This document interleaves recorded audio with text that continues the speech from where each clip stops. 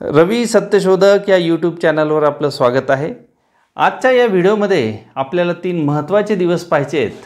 तो जो पहिला दिवस आहे तो 15 ऑगस्ट 1947, दुसरा दिवस आहे 26 नोव्हेंबर 1949 आणि तिसरा दिवस आहे 26 जानेवारी 1950। तर 15 ऑगस्ट 1947 आपल्या सर्वांना माहीतच आहे, या दिवशी भारताला स्वातंत्र्य मिळालं म्हणून आपण हा दिवस इंडिपेंडन्स डे म्हणजे स्वातंत्र्य दिन म्हणून आपण साजरा करतो। तर 26 नोव्हेंबर 1949 या दिवसाचं महत्त्व काय आहे?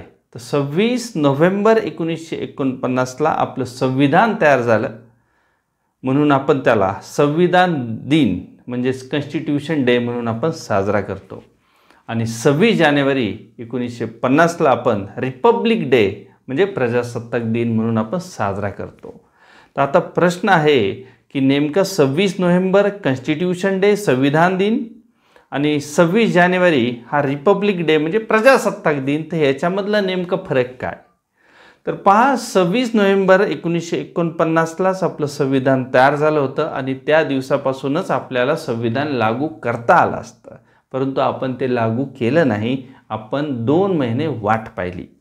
26 नोव्हेंबर 1949, नंतर आला 26 डिसेंबर, नंतर आला 26 जानेवारी 1950 आणि त्या दिवसापासून आपण आपलं संविधान हे बघा, इथे ना 2 गोष्टी होत्या। एक तर पूर्ण स्वराज्य आपल्याला पाहिजे आणि दुसरी एक गोष्ट होती डोमिनियन स्टेटस।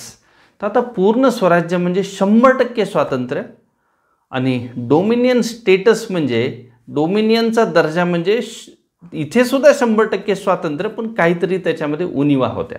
तर हे बघा, काँग्रेसच्या कार्यकर्त्यांची काय मागणी होती आणि या कार्यकर्त्यांमध्ये स्पेशली 2 नेते, एक तर तरुण नेते बरं का, एक तर पंडित जवाहरलाल नेहरू आणि दुसरे होते सुभाषचंद्र बोस।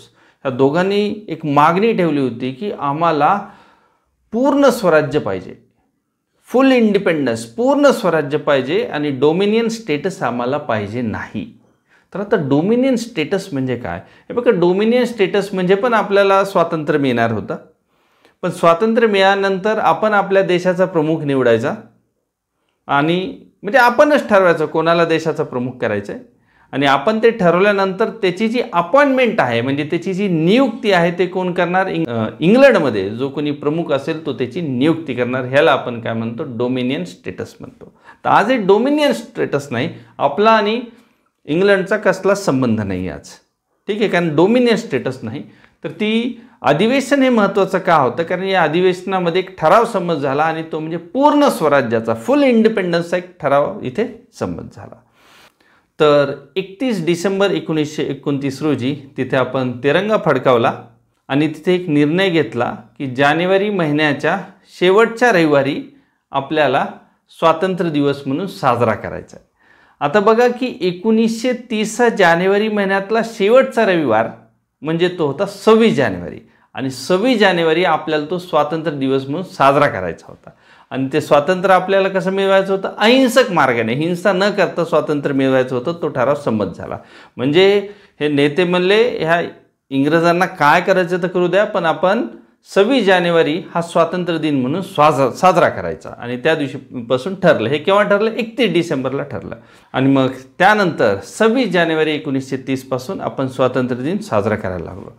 तर 15 ऑगस्ट 1947 साली आपल्याला स्वातंत्र्य मिळालं, पण स्वातंत्र्य मिळाल्यानंतर आपल्याला तिथे डोमिनियन स्टेटस मिळालं। डोमिनियन स्टेटस म्हणजे काय? जो गव्हर्नर जनरल होता म्हणजे आपल्या देशाचा प्रमुख आपणच निवडायचा, पण त्याची जी अपॉइंटमेंट आहे, त्याची जी नियुक्ती आहे ते कोण करणार? इंग्लंडचा जो प्रमुख असेल तो करणार। आणि मग हे चालत आलं 26 नोव्हेंबर 1949 पर्यंत। तो जो 26 जानेवारी आहे आपण स्वातंत्र्य दिन म्हणून साजरा करत होतो, मग या दिवसाचं महत्त्व काही राहणार नाही। मग त्याच्यामुळे 26 नोव्हेंबरलाच घटना लागू न करता आपण 2 महिने थांबलो 26 जानेवारीच्या दिवसाच्या महत्त्वामुळे आणि 26 जानेवारी 1950 पासून आपण आपलं संपूर्ण संविधान लागू केलं आणि त्या दिवशीपासून आपण रिपब्लिक डे म्हणजे प्रजासत्ताक दिन आपण साजरा करतो। आपण संपूर्ण संविधान 26 जानेवारी 1950 रोजी लागू केलं आणि त्याबरोबरच डोमिनियन स्टेटस जे आपलं होतं ते सुद्धा निघून गेलं. म्हणजे संपूर्ण स्वराज्य, म्हणजेच आपण जी पूर्ण स्वराज्याची मागणी होती, हे पूर्ण स्वराज्य आपल्याला मिळालं. तर व्हिडिओ आवडली असेल तर नक्की शेअर करा. नवीन असाल तर चॅनलला सबस्क्राईब करा. Thank you very much.